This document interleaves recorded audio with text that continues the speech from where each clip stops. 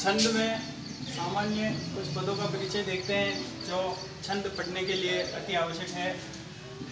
पहला है पाद। पाद किसे कहेंगे? यानी छंद का जो चौथा भाग होता है। चौथा भाग यानी एक छंद में 4 पंक्तियां होती है, 4 चरण होते हैं। पाद का मतलब चरण। तो उन 4 में से जो एक पंक्ति है वो एक पाद कहलाती है। यानी छंद में कितने पाद होते हैं? 4 पाद। कहा जाता है गेय है पाद है चतुर्थांश है, यानी श्लोक का या छंद का जो चौथा भाग होता है उसे पाद कहा जाता है। वर्ण। वर्ण किसे कहेंगे छंद शास्त्र में? वैसे तो अपन देखते हैं वर्ण, स्वर, वर्ण, व्यंजन वर्ण होते हैं, लेकिन यहाँ छंद शास्त्र में जब बात करेंगे तो वर्ण से तात्पर्य एक समय में उच्चारित शब्दांश, यानी एक टाइम में जिस शब्द के अंश को बोला जाएगा वो अक्षर या वर्ण कहलाएगा। जैसे यहाँ उदाहरण देखते हैं इंद्र। इंद्र में ई और इंद्र 2 वर्ण। यहाँ बोले इंद्र में न, द, र, ए ऐसे 4 वर्ण आ रहे हैं, लेकिन छंद शास्त्र में जब बात करेंगे तो ई 1 वर्ण और इंद्र पूरा 1 वर्ण। इंद्र में 2 वर्ण। फिर देखते हैं मात्रा। मात्रा किसे कहते हैं? वर्णों का उच्चारण काल मात्रा कहलाती है। उच्चारण काल कैसे? महर्षि पाणिनि ने अष्टाध्यायी में एक अच्छा उदाहरण दिया है मुर्गे की ध्वनि का। मुर्गा जब बोलता है तो तीनों ही मात्राओं का उच्चारण करता है। जैसे ह्रस्व की मात्रा, मुर्गा जब ध्वनि करता है कू कू कू, यानी पहला कू, उसमें जो ऊ की मात्रा है वो 1 मात्रा उच्चारण कर, फिर कू 2 मात्रा उच्चारण कर, फिर कू 2 से अधिक या 3 मात्रा उच्चारण कर। तो ह्रस्व किसे कहेंगे? जो 1 मात्रा उच्चारण काल है वो वर्ण कहलाएगा ह्रस्व। दीर्घ 2 मात्रा उच्चारण काल वाला जो वर्ण है वो दीर्घ। और प्लुत 2 से अधिक या कह सकते हैं 3 मात्रा उच्चारण काल जो है वो प्लुत कहते हैं। ह्रस्व की 1 मात्रा, दीर्घ की 2 मात्रा, प्लुत की 3 मात्रा। इसका चिन्ह ऐसे लिखा हुआ मिलता है 3 मात्रा। फिर देखते हैं छंद में लघु और गुरु। पूरा छंद की जो पहचान होगी वो लघु गुरु से ही होगी, क्योंकि अपन गण चिन्ह जब लगाएंगे तो 3 वर्णों का एक गण बनेगा, उसमें लघु गुरु की मात्रा लगानी पड़ेगी।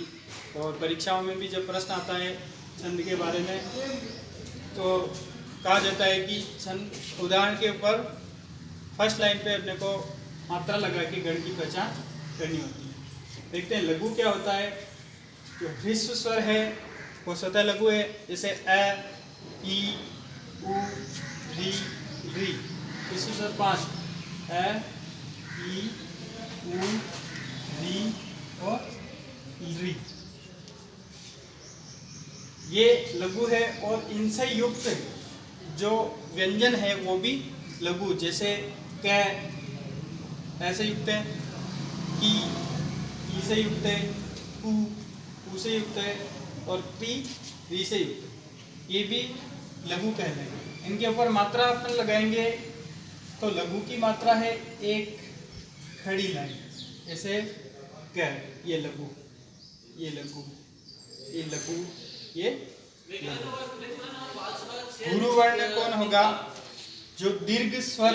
दीर्घ स्वर से तात्पर्य दीर्घ स्वर है आ, ई, उ, री, ए, आई, ओ, औ। ये है दीर्घ स्वर। और इनसे युक्त व्यंजन जैसे का, आ से युक्त है, ई, उ से युक्त है, के, ए से युक्त है, कई, को, कौ, ये भी क्या कहलाएंगे? गुरु। गुरु की मात्रा ये अवग्रह जैसा चिन्ह है या अस्त के समान जो चिन्ह है वो गुरु का चिन्ह है। 2 मात्रा उच्चारण काल का चिन्ह है। कैसे लगाएंगे? जैसे ये गुरु वर्ण का, इस प्रकार जो गुरु वर्ण होगा उसके ऊपर 2 मात्रा उच्चारण काल का गुरु का चिन्ह। और गुरु कौन से वर्ण होंगे छंद शास्त्र में? अनुस्वार युक्त वर्ण, यानी ये क्या लघु है लेकिन अगर इसे अनुस्वार युक्त कर दिया जाए जैसे कम, तो ये गुरु वर्ण। फिर कहा विसर्ग से युक्त वर्ण, जैसे ये क्या लघु है लेकिन ये विसर्ग से युक्त हो तो इस पे गुरु की मात्रा लगेगी। फिर है संयोग पूर्व, जैसे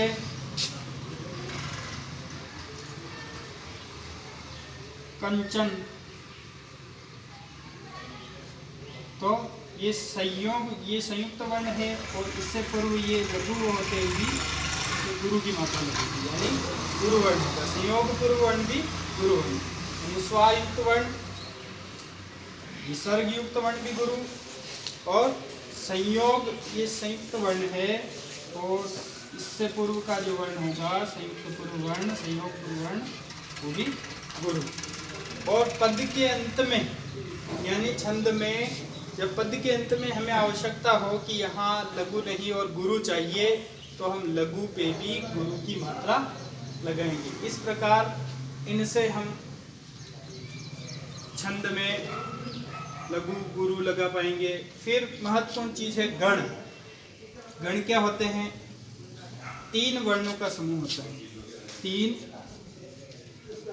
वर्णों का समूह। और गण के बारे में मैंने पहले से वीडियो डाल रखा है, जो आप इस चैनल पे उमा शंकर और स्पेस देके सोनी टाइप करोगे तो चैनल आ जाएगा, या मैं लिंक भी भेज दूंगा।